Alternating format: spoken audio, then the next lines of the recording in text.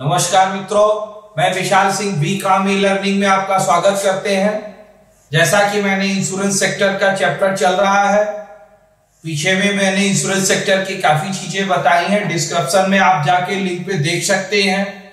आज हम type of insurance के अंतर्गत GIC general insurance of company के विषय में बताएंगे, जिसकी हिस्ट्री को आप टाइप्स ऑफ इंश्योरेंस में जाकर के देख सकते हैं।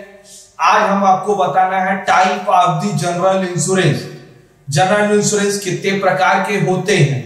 Social welfare insurance, mortgage insurance, fire insurance, marine insurance, other insurance.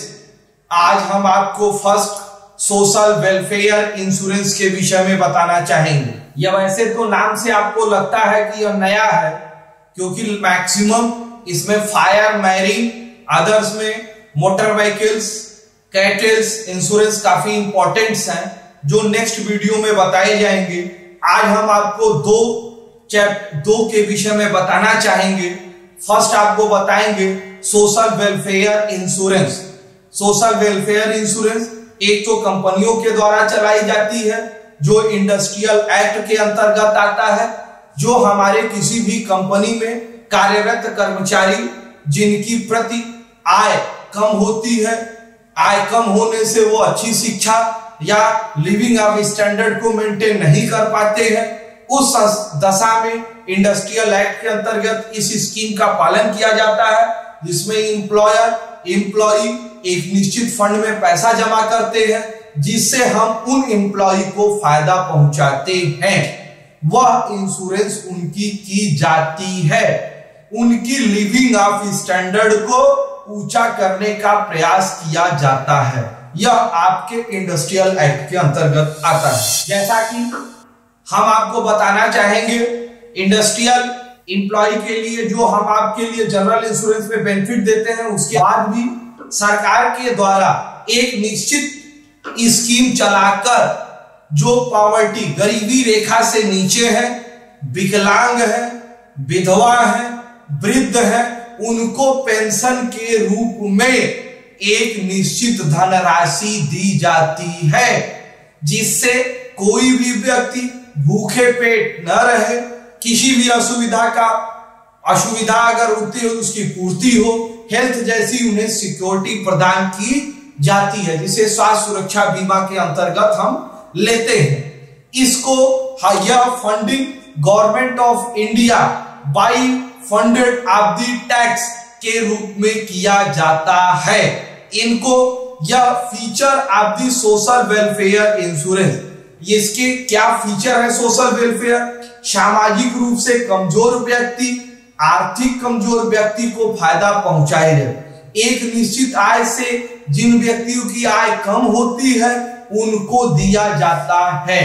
Common monetary fund, यह एक कॉमन फंड है जो स्टेट गवर्नमेंट, सेंट्रल गवर्नमेंट या एम्प्लॉयर कंपनियों के द्वारा दी जाती है।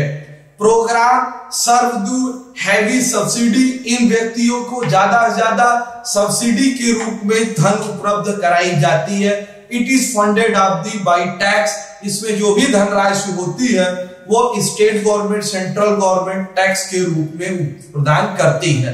कंपनी में यह सुविधा डेली कमजोर, जिनकी आय कम होती है, जो व्यक्ति किसी भी कारण से कंपनी में वर्क करते समय कोई भी कैजुअलिटी, दुर्घटना हो जाती है, हाथ पैर टूट जाते हैं, विकलांग हो जाते हैं, कंपनी उन्हें पेंशन के रूप में या बेनिफिट के रूप में इस प्रकार से इंश्योरेंस प्रदान की जाती है। गरीब व्यक्तियों के जीवन को, स्टैंडर्ड को सुधारने, उन्हें एजुकेशन, उन्हें फ्री एजुकेशन, हेल्थ, ऐसी फैसिलिटीज देते हैं। ये कॉर्पोरेट डिवाइस है जो बीमार व्यक्तियों को फायदा पहुंचाने में किया जाता है। सोशल वेलफेयर इंश्योरेंस भारत में स्वतंत्रता के बाद लिया गया था। सोशल वेलफेयर के अंतर्गत ही पीएफ तथा पेंशन फंड इसके अंतर्गत आते हैं। आज हम आपको सेकेंड मॉर्टगेज इंश्योरेंस, बंधक बीमा किसे कहते हैं। आप तो समझ रहे हैं कि हमने लोन लिया और असेट्स को बंधक कर दिया। मॉर्टगेज यही तो है परिभाषा। हमने जो असेट्स फाइनेंस कंपनियों के रूप में रखी है वो हमें गिरवी के रूप में रखते हैं तो उसे हम मॉर्टिगेज बंधक कहते हैं। भारत में mortgage insurance house property home loan insurance पे लागू होता है। इस शब्द को थोड़ा सा क्लियर करिए। एक इंश्योरेंस कंपनी जब किसी भी बारोवर को लोन देती है हाउस प्रॉपर्टी पे घर बनाने को, यदि वो व्यक्ति इंश्योरेंस कंपनी अपने जोखिम को कम करने के लिए अगले जिस बारोवर से कहता है कि आप एक इंश्योरेंस ले लीजिए, क्योंकि यदि जिस बारोवर की डेथ होने पर, ध्यान दीजिए, लोन धारक व्यक्ति की यदि आकस्मिक मृत्यु हो जाती है तो उस राशि का भुगतान इंश्योरेंस कंपनी के द्वारा किया जाएगा। उस व्यक्ति के परिवार पर अतिरिक्त राशि का भुगतान देने का भार नहीं होगा।